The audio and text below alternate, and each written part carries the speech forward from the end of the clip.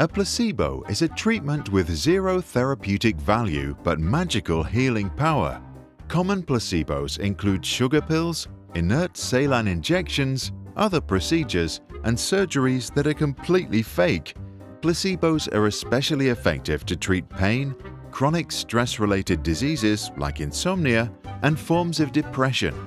What most don't realize is that while placebos are fake, the placebo effect does its magic even if you get real treatments from a normal doctor. Placebos tend to follow one simple rule. The more ritualized and extreme the fake treatment, the more effective their effect. In short, sugar pills work well, sham surgery works wonders. Since standard doctor appointments are often highly ritualized, the placebo effect is part of the cure we think we receive. To understand this better, let's look at Mr. and Mrs. Martin, who both suffer chronic back pain. Mr. Martin feels the pain first, and he decides to go see a doctor, who diagnoses osteoporosis and treats him with physiotherapy. After a few days of treatment, Mr. Martin feels better. He starts to track the progress of his pain. He soon learns that he always goes to the doctor on the days when the pain is the worst and always feels better soon after. He becomes a big advocate for physiotherapy and recommends it to his wife, and she joins him. But do we really know that the therapy works? Despite months of therapy, things get worse for both Mr. and Mrs. Martin. Together, they go to the hospital where Mr. Martin's doctor prescribes painkillers. Mrs. Martin decides to get a second opinion. Her new doctor has recently learned that for some chronic pain, placebos work equally well. Instead of giving Mrs. Martin painkillers, the doctor prescribes simple sugar pills, though he tells Mrs. Martin that they are painkillers. The next day, they both feel much better. Mr. Martin notices that he has no problem sawing wood, and Mrs. Martin can easily put on her shoes. She can confirm that the painkillers work, but do they really? Unfortunately, it doesn't take long before the pain comes back, and they return to the hospital. Mr. Martin is now treated with vertebroplasty, a popular treatment offered to people who suffer from back pain due to osteoporosis. To administer it, the doctors inject cement directly into his vertebrae, the bones that form the spinal column.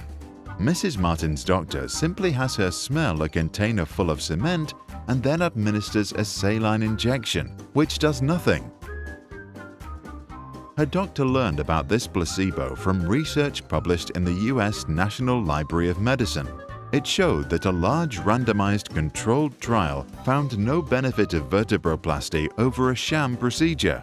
Right after the surgery, the Martins meet in the lobby and share their experience of the process. Both feel great. Mrs. Martin invites her husband for ice cream as her treatment was so much cheaper. So what's happening here? There are a couple of theories that try to explain the placebo effect. First, there is regression to the mean. Mr. Martin, like most of us, thinks about treatment when his symptoms are particularly bad. He goes to see a doctor and soon after feels better. If we look at the natural course of many illnesses, we understand that pain, over time, comes and goes in swings and usually regresses to the mean.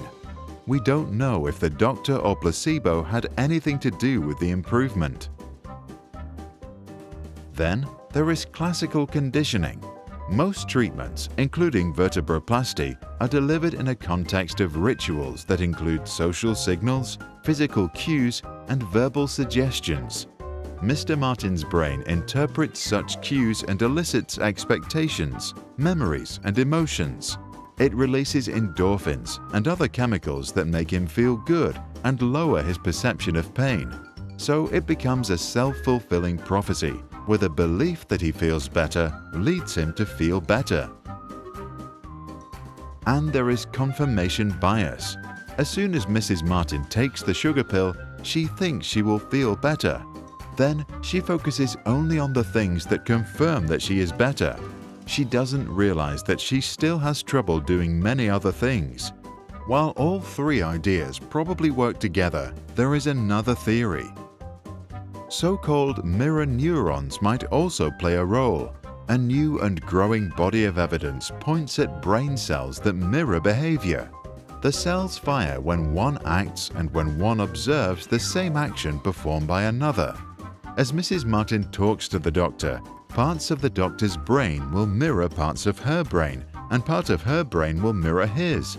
As a result, the structure of her brain changes, and she feels less pain. The neurophysiologist Giacomo Rizzolatti, who discovered mirror neurons, suggests that this process bypasses consciousness and provides a direct mapping of sensory information onto motor structures. Placebo, a Latin word that means "I will please," have been used for thousands of years.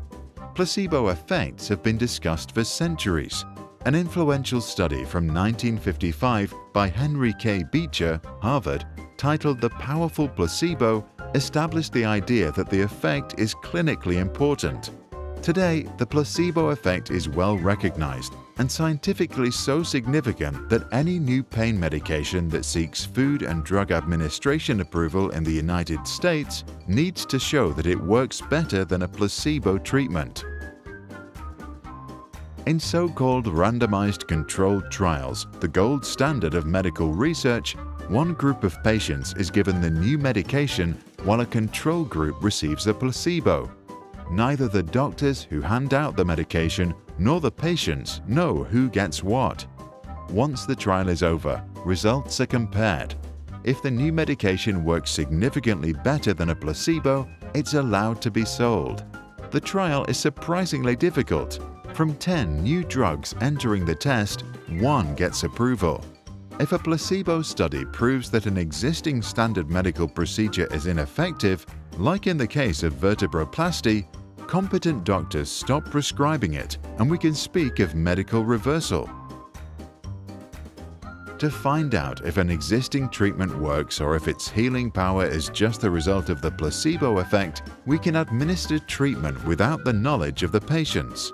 In one such experiment, it was shown that if a painkiller is administered by a hidden robot pump, patients demanded twice the dose compared to when the drug is injected by a nurse.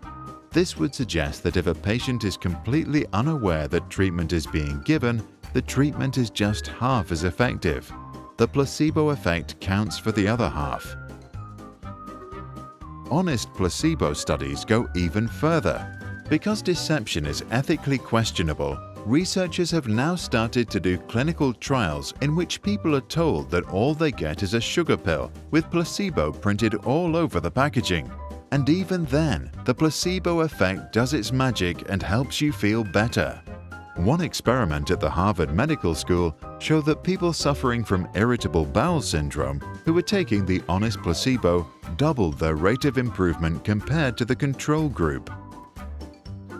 What do you think? How can we make sure that the medicine we are prescribing is not only effective thanks to the placebo effect? Will more placebo research reveal that many standard medical treatments offered in some of the best hospitals around the world are shams? And how can we research the power of placebos ourselves at home without putting anyone in danger?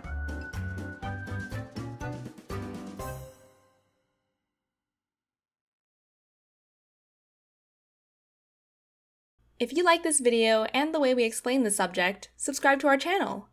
We try to explain complex subjects in simple language and cartoons to support students all around the world in their learning. If you want to support us, you can go to www.patreon.com/sprouts and donate. Just $1 from many fans makes a big difference.